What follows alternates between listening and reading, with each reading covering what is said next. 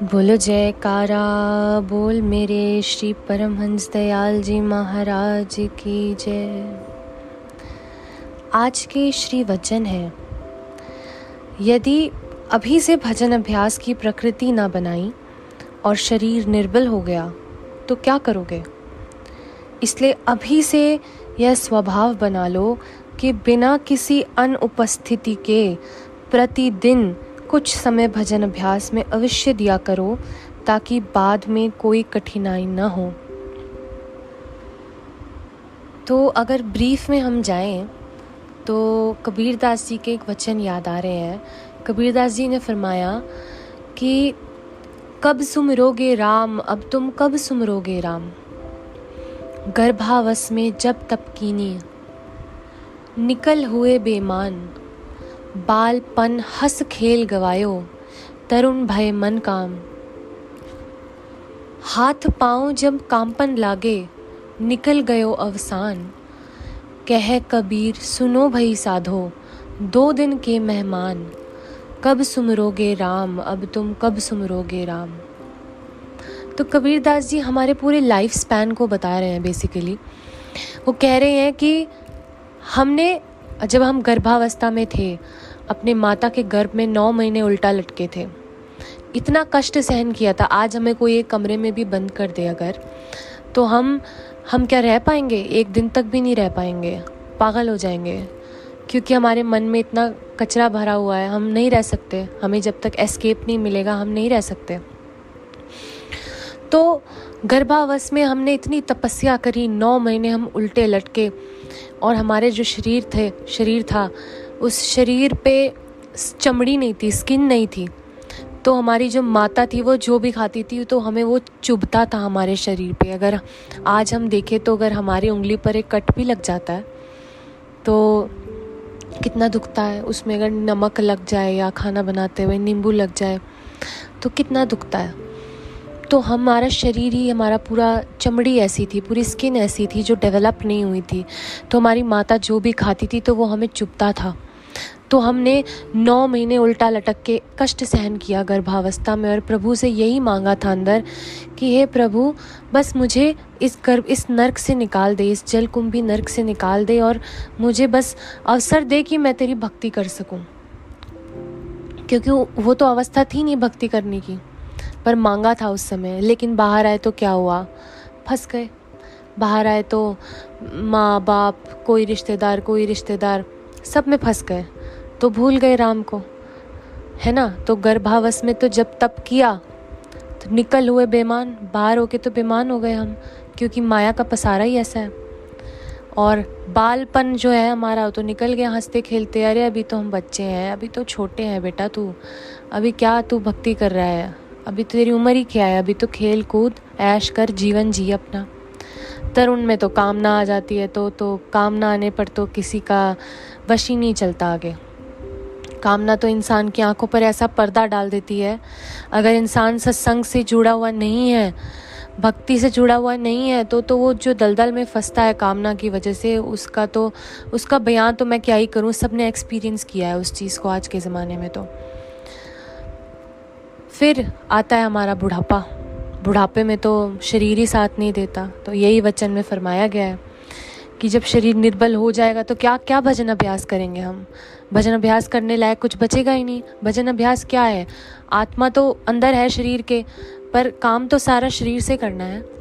शरीर ही हमारा जो है एक जरिया है भक्ति करने का। भले ही वो नश्वर है, भले ही वो अनित्य है, भले ही उसने एक दिन ख़त्म हो जाना है, लेकिन वो जब तक है तब तक हमें उससे लाभ उठाना है। इस बात को हमें समझना होगा। और लाभ हम उससे असली कब उठाएंगे, जब हम उसको भक्ति में लगाएंगे, उसको भजन अभ्यास में लगाएंगे। तो इसलिए हमारा ये कर्तव्य है कि दिन प्रतिदिन, समय तो निकल रहा है, what is ticking away is not time, it's our life and we should understand that।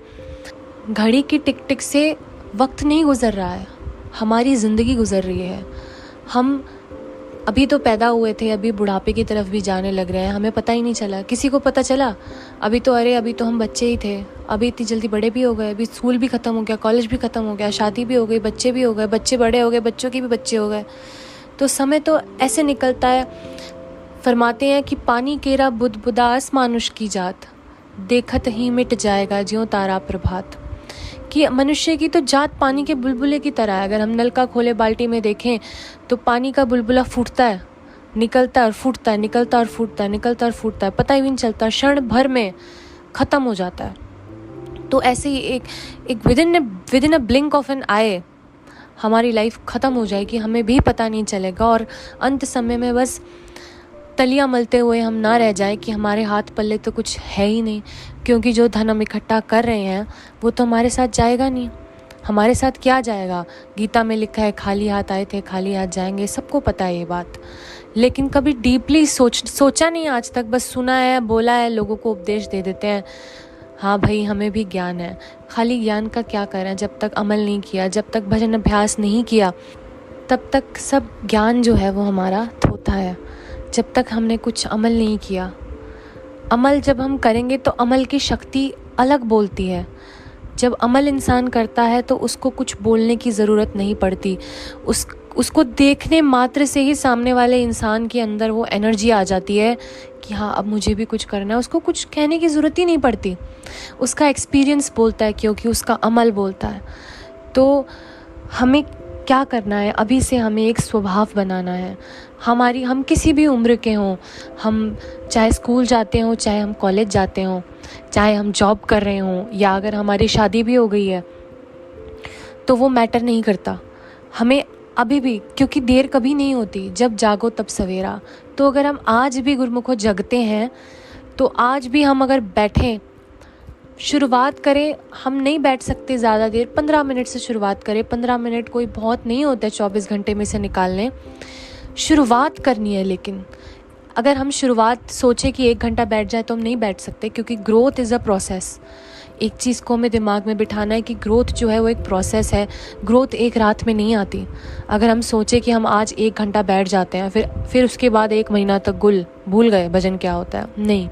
Consistency बहुत इम्पॉर्टेंट है, चाहे वो किसी भी चीज़ में हो। कोई भी इम्पॉर्टेंट काम हम कर रहे हो लाइफ में, चाहे वो भजन अभ्यास करना हो, चाहे वो पढ़ाई करना हो, सब में कंसिस्टेंसी बहुत ज़रूरी होती है। तो छोटे से शुरुआत करें।